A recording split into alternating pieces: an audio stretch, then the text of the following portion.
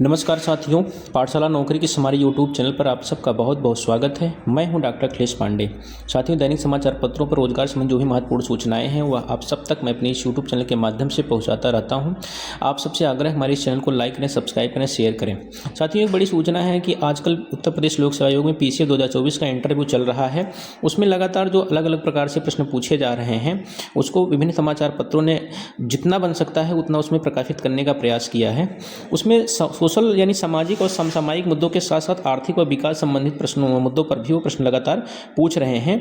कई ऐसे हाइपोथेटिकल प्रश्न पूछ रहे हैं कि आप ऐसा क्या करेंगे कि लोगों को लग जाए कि हाँ, आप बिना बताए कि आप SDM उप जिला अधिकारी हैं।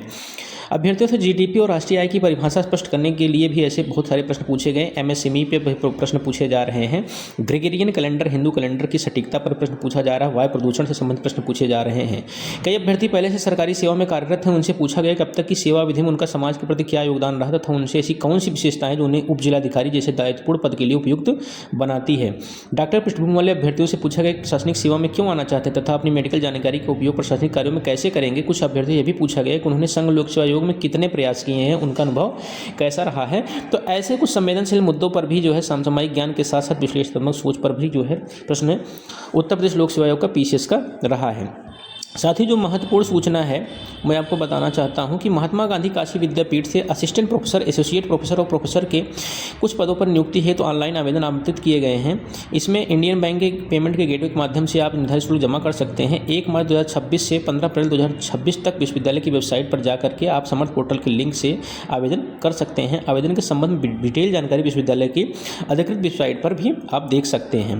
साथियों, जो अगली खुशखबरी कह लीजिए उत्तर प्रदेश में शिक्षा मित्र और अन्वेषकों को लेकर के है कि शिक्षा मित्रों को सरकार ने 18,000 और अन्वेषकों को 17,000 रुपये अब मानदेय मिलेगा। ये लंबे समय बाद लगभग 10 सालों बाद इनका मानदेय बढ़ा हुआ है। साथियों, कह रहे हैं कि 5 वर्षों में राज्य में 100 नई टाउनशिप का भी विकास करेंगे। ये कह रहे हैं कि सरकार ने सभी जिलों में सरदार वल्लभ भाई Patel development and industrial zone स्थापित करने का प्रावधान भी बजट में किया है। तो कुल मिला जुला के यहाँ पे बजट की भी बातें की है, लेकिन जो मुख्य बातें हैं कि शिक्षा मित्र को अंश और अंशकालिक अनुदेशकों को लंबे समय से चली आ रही मानदेय बढ़ाने की मांग को शुक्रवार को पूरा कर दिया। बजट सत्र के अंतिम दिन शुक्रवार को विधानसभा मुख्यमंत्री योगी आदित्यनाथ ने शिक्षा मित्रों को 18,000 रुपये तथा अनुदेशकों को 17,000 रुपये मासिक मानदेय दिए जाने की घोषणा की। इन्हें यह लाभ 1 अप्रैल से मिलेगा। साथियों, उनके लिए बड़ी खुशखबरी है, उनको बहुत बहुत बधाई। साथ ही जो अगली सूचना है, DLED छात्रों को अतिरिक्त अवसर देने पर रोक, जवाब तलब।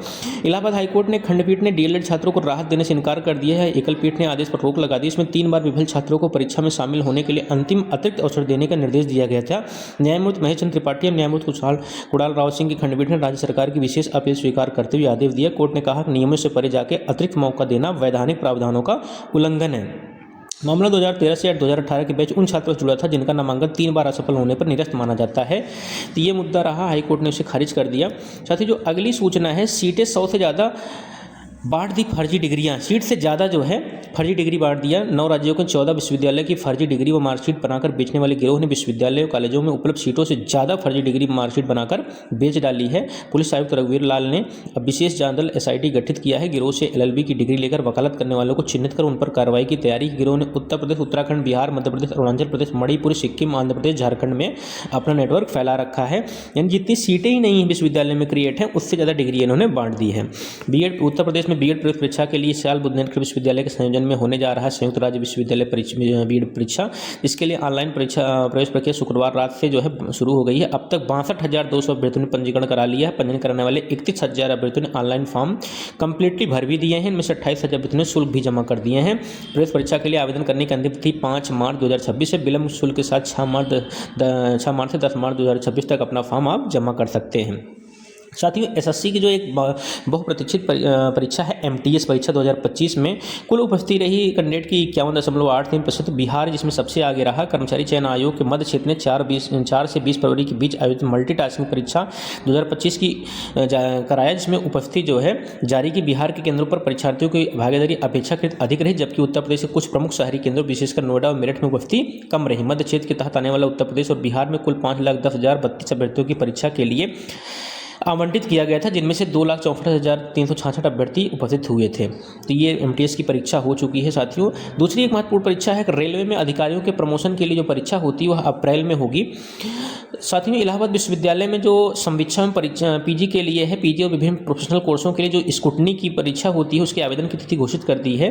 2025-26 के प्रथम और तृतीय सेमेस्टर तथा प्रोफेशनल कोर्स 2025-26 के प्रथम, तृतीय, पंचम और सप्तम सेमेस्टर के नियमित विद्यार्थी समीक्षा के लिए आवेदन 20 फरवरी से 20 मार्च तक परीक्षा विभाग में संबंधित पटल पर जमा कर सकें। इसके अतिरिक्त पीजी कोर्स सत्र 2024-25 के द्वितीय सेमेस्टर तथा प्रोफेशनल कोर्स 2024-25 की तिथि चौथे षष्ठम सेमेस्टर के लिए परीक्षा के लिए पात्र नियमित छात्राएं 20 फरवरी से 25 मार्च तक निर्धारित प्रक्रिया के तहत शुल्क जमा करने के पश्चात आवेदन पत्र संबंधित विभाग अथवा इकाई में जमा करेंगे। तो साथियों, ये रही महत्वपूर्ण सूचना। अगली जो यूपी बोर्ड में परीक्षा चल रही है उसमें साल भर बहुत ज़्यादा सक्रिय हो चुके हैं, प्रतिदिन कुछ न कुछ सवाल पकड़े जा रहे हैं। आज के समाचार पत्रों में है कि 5 साल भर गिरफ्तार किए गए हैं, 3 परीक्षार्थी नकल करते पकड़े गए हैं।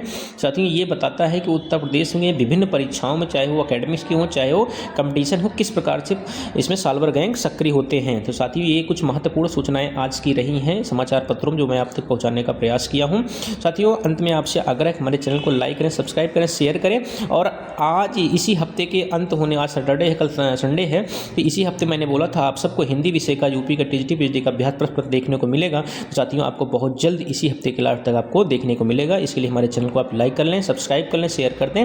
मिलते हैं अगले वीडियो में, तब तक के लिए धन्यवाद। अपना खूब ख्याल रखें। नमस्कार।